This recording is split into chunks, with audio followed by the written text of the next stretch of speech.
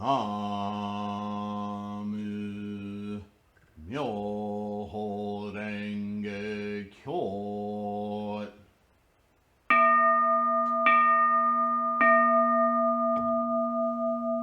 나무 묘호랭개교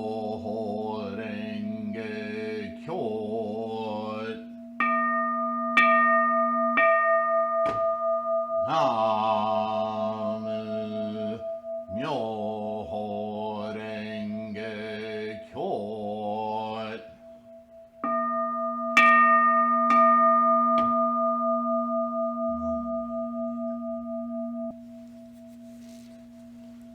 All right. We are going to start a lengthy Gosho. But I think it's going to be good because it's divided up into a lot of nice chunks. And it's going to go over a lot of the fundamental concepts of the Daimoku. What Namo Myoho Renge Kyo is. Aspects of the practice. The propagation in India. The essence of the Lotus Sutra. There'll be a small section of the persecution of Nichiren, the Jokyo incident, and Shingon Buddhism. A lot of history in here, but it'll really open our eyes about, here's doubts about Grandmaster Kobo, fallacy of Grandmaster Kobo and Chikaku, Shingon masters and their prayers, reading the Lotus, slandering the Lotus, which should be trusted, words of sutras or the people, pointing out the errors of slandering the true Dharma, Nichiren in the land of slanderers. In other words, how does Nichiren see himself amongst all of the non-correct practitioners of the Lotus Sutra, Buddhism, Shakyamuni's teachings? Buddhist world in Japan after Grandmaster Dengyo's death. So a lot of this will be about the progression of Buddhism from Tendai's teachings from China and into Japan, from Dengyo and throughout history. A lot about Nichiren's day, context about Nichiren's day, and some of you have specifically asked about more context about that. So blaming Jikaku and Chiso, Grandmaster Chiso's wrong doctrine, Grandmaster Jikaku's wrong doctrine. So he's going to dive into Dharma by Dengyo, difficulties encountered by the transmitters of the Dharma. We can always relate to that, can't we? This is going to begin, though, with an essay on gratitude. And the occasion of this writing, the best way for recompense, indebtedness, studying the 10 schools of Buddhism. This letter was crafted to Nichiren's mentor when he began his journey, his scholastic journey in Buddhism. His teacher at Seshoji Temple. Eventually, and I think this is 1276, so this is later, and I would say Nichiren's doctrines were quite fully developed by then. His mentor passed away. And so he was writing a letter to Seshoji Temple, to the new chief priest there, the other monks, teachers. It's kind of a tribute to everything that he has learned, Nichiren has learned, either on his own or through the scholarship of his teacher.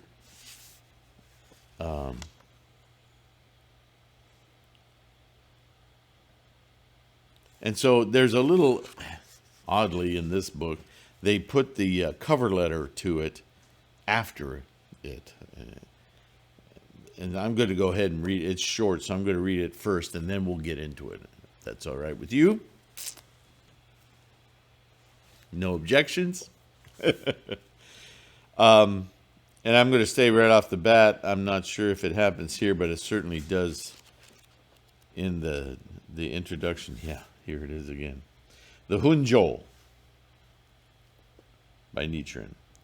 Whoever is writing the introduction in this book to these things, and I don't know if it's the same person, it's probably a different person for each one of the Goshos, or, they probably shared the task.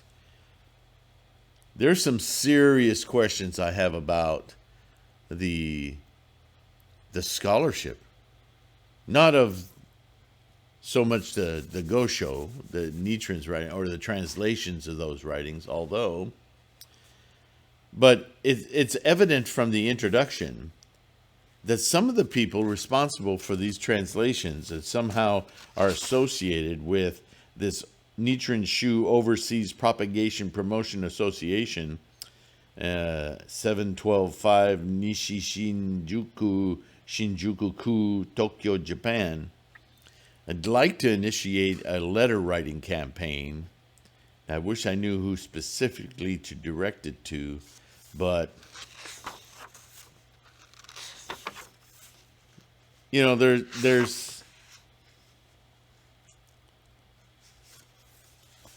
there's certainly, it's an easy conversation to have about cultural bias, linguistic bias in people that is both unconscious and conscious, right? We've talked about both types. I certainly have. But some of these language biases are outright,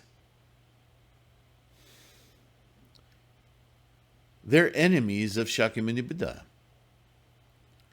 With all of the time, all of the sutras that not only Shakyamuni spent time talking about, but Nagarjuna, Vasubandhu, all these other great scholars who've railed and dissected the question of impermanence, emptiness, anatman. There can't be such a thing as a soul. That term shouldn't even be in Buddhist canon anywhere.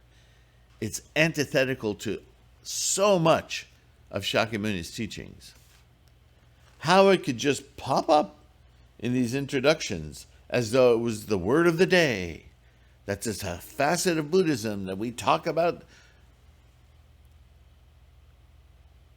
It's a good thing we're not living in a shogunate, because I would be one to promote the idea of beheading this guy. That's how bad this error is. So I'm really sick of seeing it. And I've never seen it more egregiously reproduced than I have in these publications. Nichiren Shu. Do something about this. That is evil. Hunjun Somon. Introduction. The covering letter to the Hunjo Essay on Gratitude, written for the purpose of repaying the kindness of his late master, Dozenbo. In order to express his gratitude to his master, who had recently passed away, Nichiren Shonin sent one of his own disciples to the Shechoji Temple in Awa Province, carrying his, quote, essay on gratitude, together with the covering letter. The messenger is said to have been Nikko, with 1K. So this is Mount Minobu school, right? This letter explains the reason why Nichiren himself could not make the trip, requesting instead to have his messenger read the treatise on top of the mountain and in front of Dozenbo's grave. The letter also has his messenger explain the doctrines of the Lotus teaching.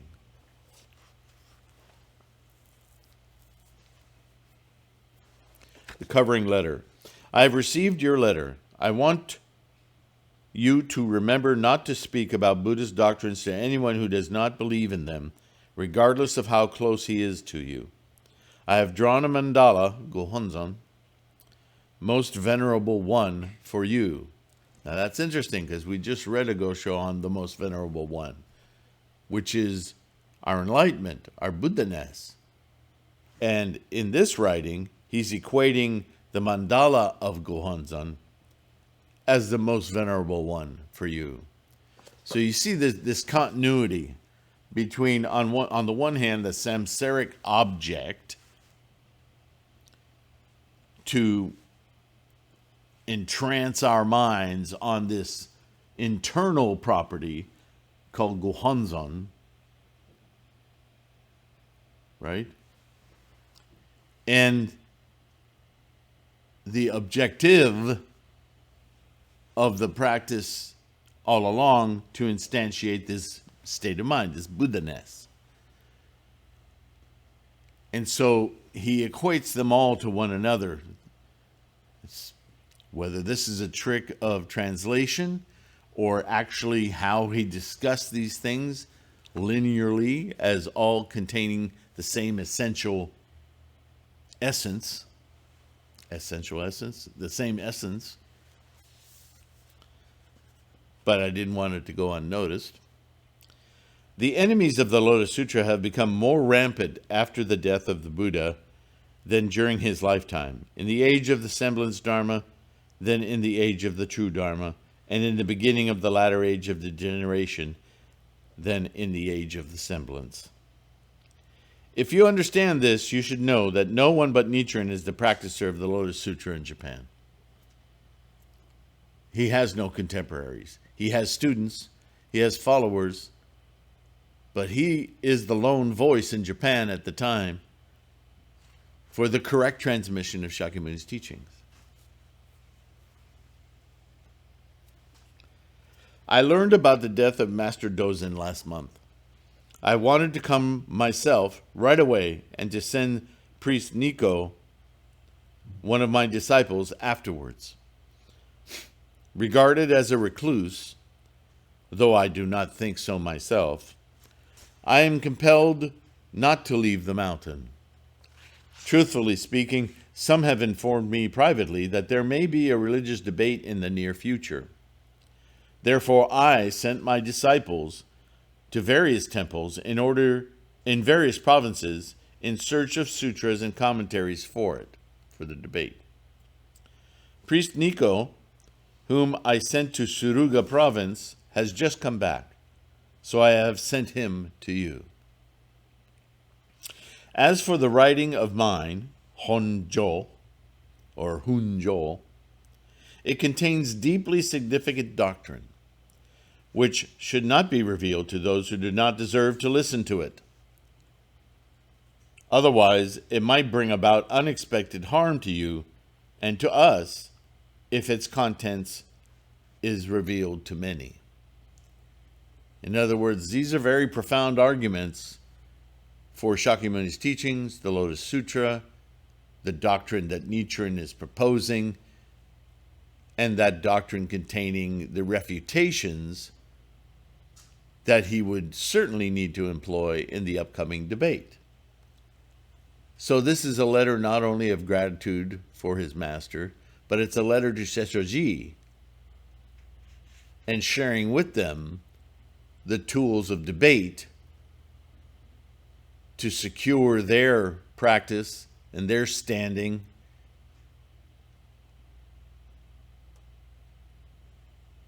but this is a debate of scholarship. And if you let this kind of thinking out prior to the debate by people who aren't ready to understand it,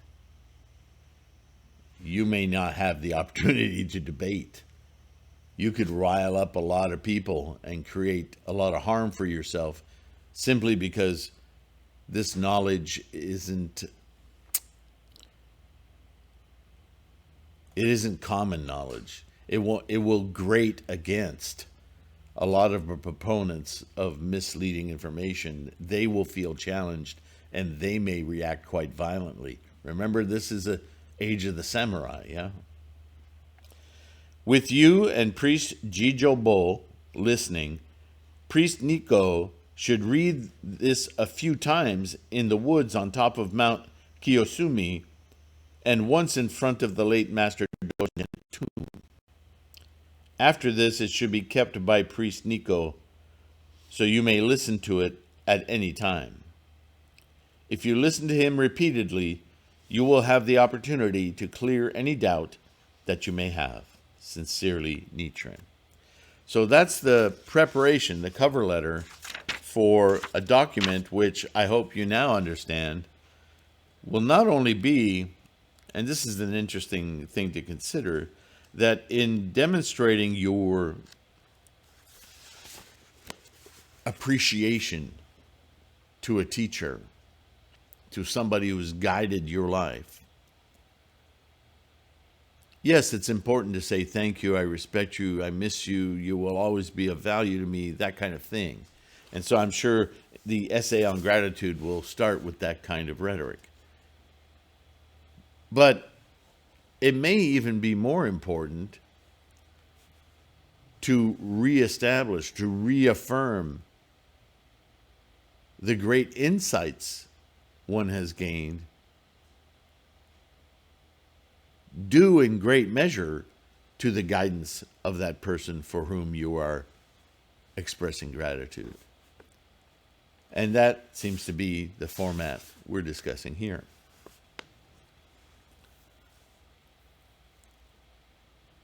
Because the introduction to the Hunjo itself proper here contains this heinous error of non-Buddhist ideology, I'm really convinced not to read it. The cover letter said it all. And so rather than go on a 20-minute rant about how offensive I find this, I'm just going to leave it out. It's not necessary. So I'll just start with Nichiren's words. Essay on Gratitude by Nichiren. The importance of recompensing indebtedness. Old foxes never forget their native home. When they are dying, they lie with their heads turned toward the hill where they had lived. The white tortoise, once saved by Mao Pao of Qin in China, showed its gratitude to Mao Pao by carrying him on its back when he was defeated in battle and had to flee across a river. Even beasts express their gratitude. It is needless to say that we, human beings, should also do so. Namo Myo. Yu Zhang, a wise man of Qin in ancient China, pretended to be a leper by painting his body with lacquer and acted like a fool by drinking charcoal, trying to repay his indebtedness to his lord Qi Pai. Ancient folklore. I don't know any more about it than that. Similarly, Hung Yen of Wei was sent away as an envoy to a distant state by order of the Duke of Yi. His lord was killed. Finding only the lord's liver abandoned on a road, Hung Yen cut open his own stomach and died after inserting the lord's liver inside. Now, these are obsessive. What's the word? Why do I always do this? Hyperbole stories, right? But they understand the sensation, the sensation that's being conveyed, the depth of gratitude, yeah? Thus, even common people behaved in this way. Those who learn and practice the teachings of the Buddha should never forget the kindness of their parents, masters, and sovereign. Now, keep that in mind, because there's also a great amount of information in Shakyamuni's writings that pursuing a life of enlightenment may in fact put you in conflict with your parents, specifically, right? In my own life, my mother was a devout Catholic. Not unusual in Quebec for her age and her day. My father, I don't know what he was, but he wasn't Buddhist. He was his own religion. He was one of those men who just was so completely narcissistic and full of himself that anything he said was glorious to him. And that's a religion. So for me to take on the mantle of anything, let alone martial arts or Buddhism, was a direct offense to him. I wasn't kowtowing to him. To my mother, I was, name your poison. But I knew what I had to do. I knew what was right. And so there's this conflict between filial relationships with one's parents. And Nichiren, I'm sure, will be talking about that here. So let's get into it. The best way for recompensing indebtedness. What is the best way for Buddhists to express their gratitude for the unfathomable kindness that they have received? And in the case of our parents, we owe our very manifestation, right? Our whole karmic line of potential coming through them, establishing our own manifestation. Mastering Buddhism completely and to be sagacious is the way. Now, say that again in context. Even though your parents may be of vastly different opinion, you express your gratitude to them and to your teachers, mentors, whomever, by mastering Buddhism completely and to be sagacious in this way, relentless, clear-headed, staying true to the doctrine. By doing this, this is the way of recompense for indebtedness. Period. How can anyone guide blind persons across a bridge if he himself is blind?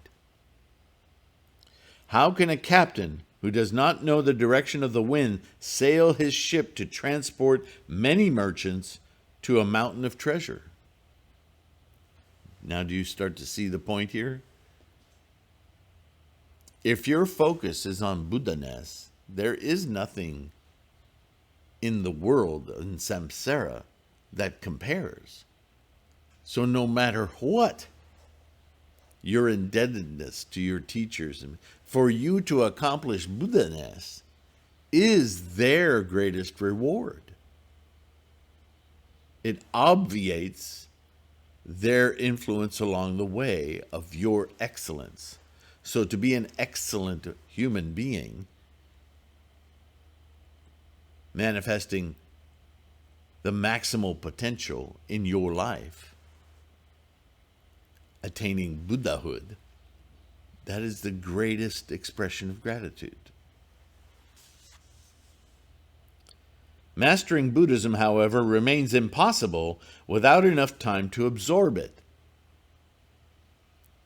So it's not just chanting and invoking Buddha-ness, but your understanding of that methodology, of what that is, what that represents, what it clears up. It's wonderful to say you have a clear mind, but what are you seeing with your clear mind? How is it clear? How do you differentiate clarity from the rest? The mastery of Buddhism says that you understand the conceptual building of what is clarity, what is the absolute true nature of life, this universe. Yeah? It transcends self, obviously.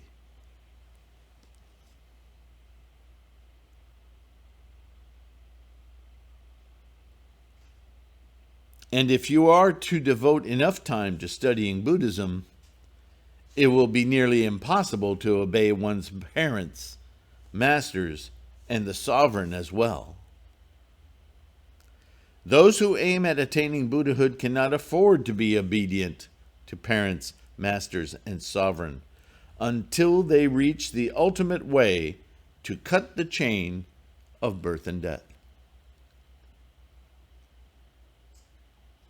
In other words, as a dedicated Buddhist, enlightening your mind, you will ruffle feathers. And those feathers will remain ruffled until you liberate yourself completely from the samsaric attachments, those things that are obstacles to your Buddha state. And then that stuff, those ruffled feathers, they won't affect you, good, bad, or otherwise. Most people consider disobeying one's parents and sovereign to be against the morals of society and the wishes of the Buddha, which is what I was pointing out a little while ago. In one of the non-Buddhist writings, the Canon of Filial Piety, however, it is stated that sometimes one can remain loyal to one's Lord and filial to his parents even if he does not obey them and even if he admonishes them.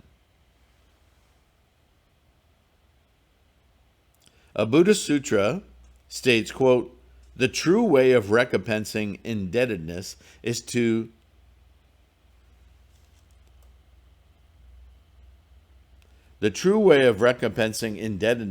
parents is to stop obeying them and enter the true way of Buddhism."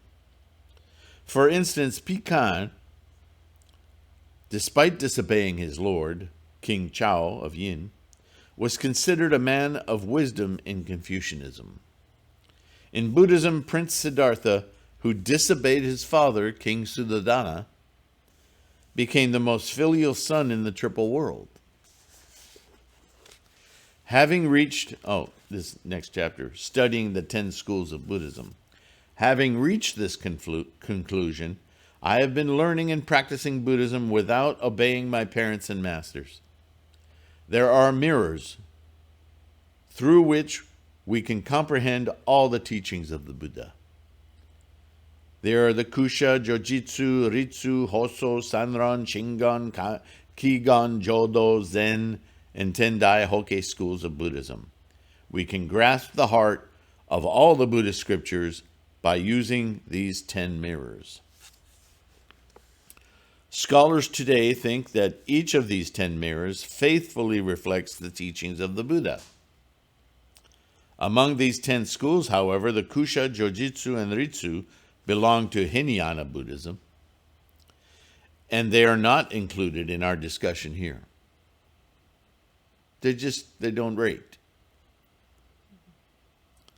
They are like private and unauthorized letters by common people, useless for visiting foreign countries.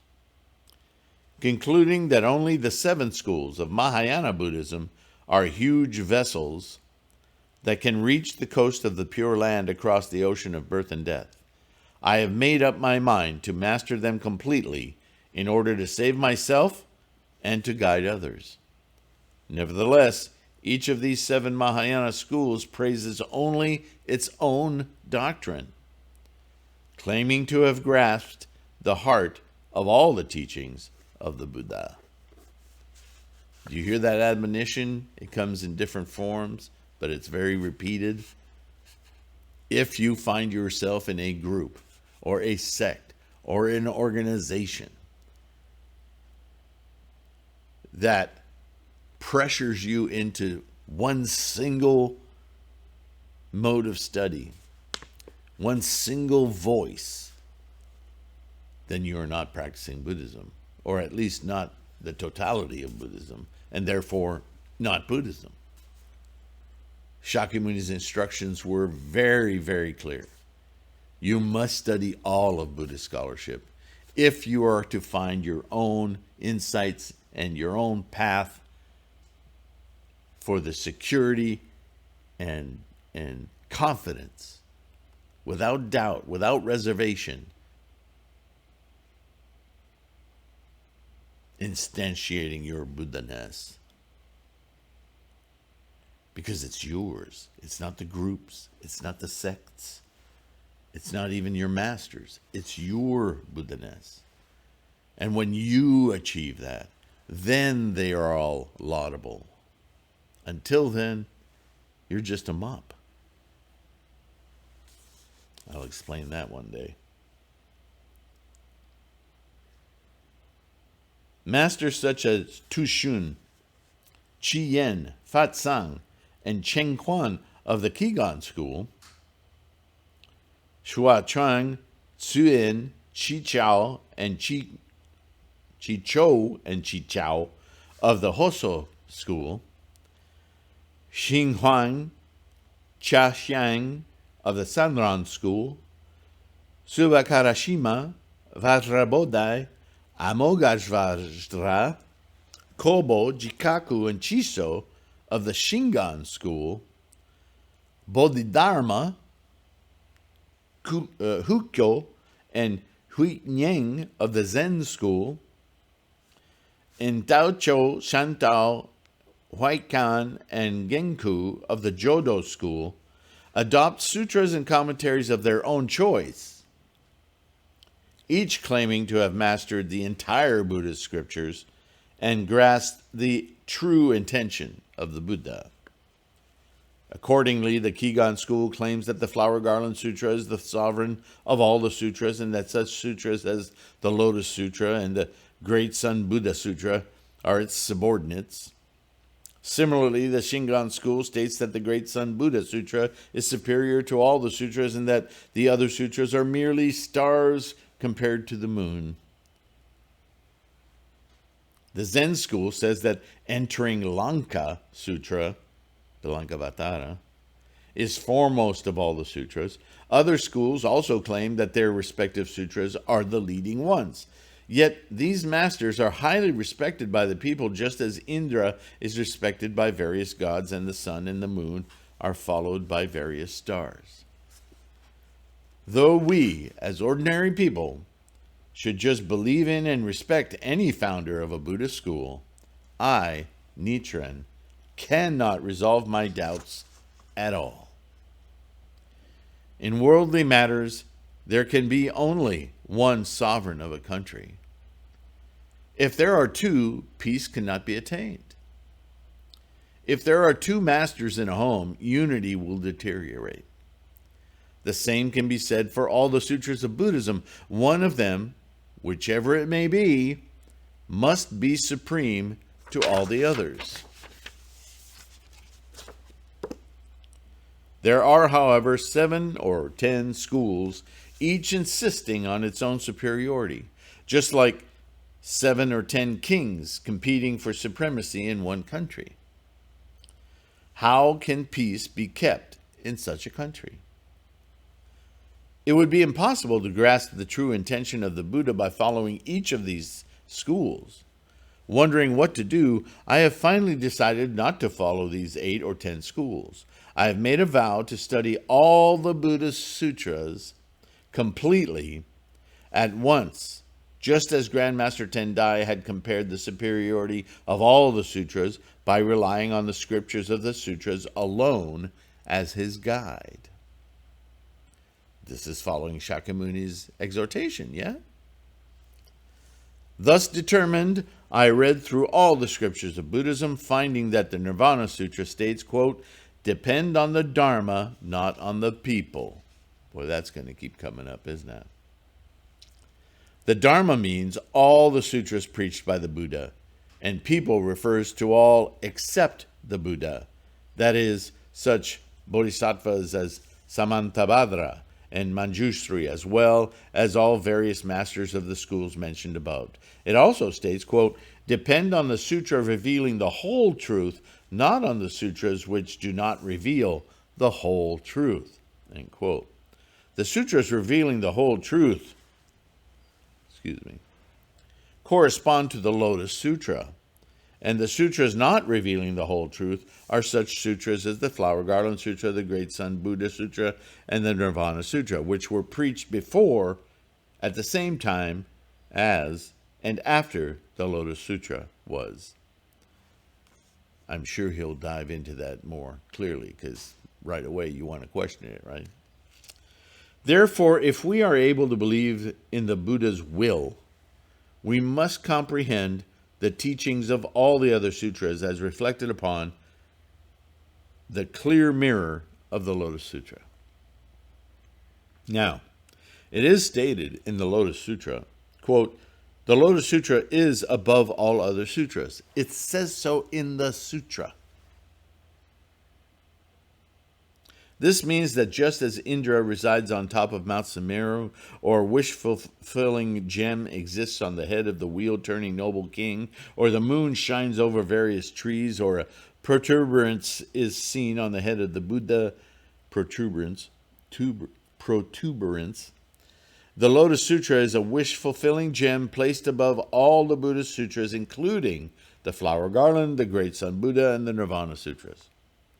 Therefore, if we follow the sutras uttered by the Buddha without depending on masters and commentators, we shall see the superiority of the Lotus Sutra to such sutras as the Flower Garland Sutra, the Great Sun Buddha Sutra, just as the whole world can be seen by anyone who is not blind under the shining sun in the blue sky.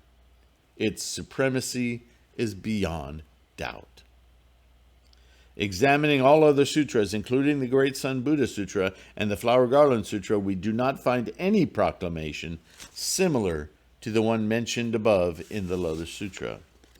In these other sutras, it is merely stated that they are superior to Hinayana Sutras, that the Buddhist way is superior to the secular affairs, and that the middle way is superior to the truth of voidness, the view that all beings have no substance and are empty, or temporariness, the view that all beings are temporarily synthesized.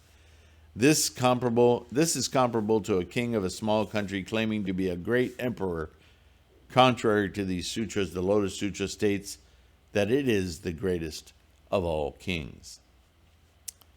As the Nirvana Sutra is the only one stating ideas similar to the Lotus Sutra, the 7 northern and 3 southern masters in China before Grandmaster Tendai were confused and concluded that the Lotus Sutra was inferior to the Nirvana.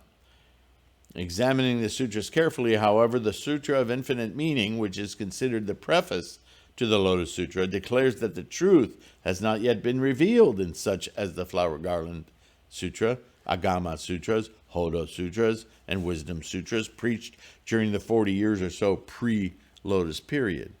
We've read this many times, yeah? Moreover, the Lotus Sutra declares itself superior to the Nirvana Sutra, while it is stated in the Nirvana Sutra, quote, in the Lotus Sutra, 8,000 Sravaka are guaranteed to attain Buddhahood in the future. It is as if a great harvest had been reaped in autumn and stored for winter, leaving nothing more than gleaning for the Nirvana Sutra.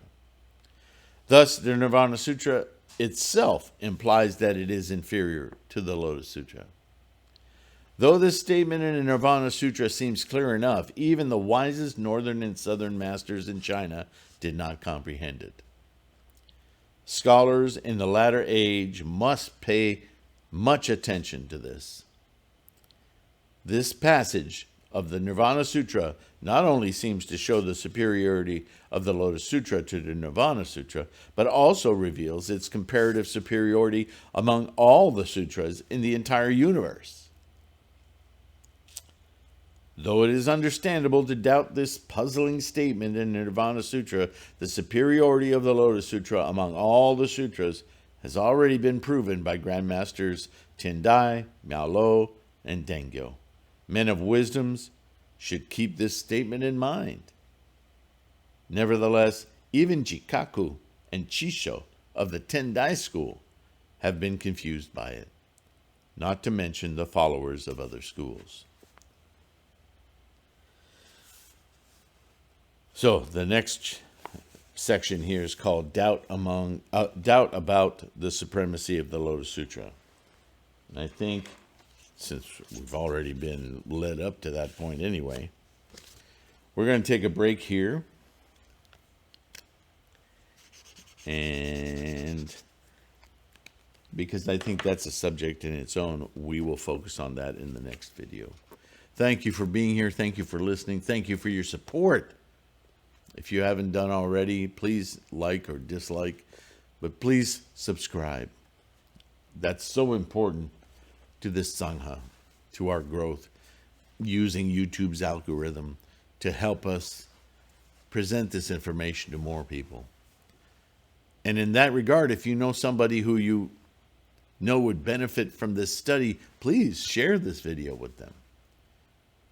Direct them to the website, threefoldlotus.com. Direct them to the bookstore, or by all means, the Mandala store. Yeah, Mandala of Gohonzon store, Cafe Press.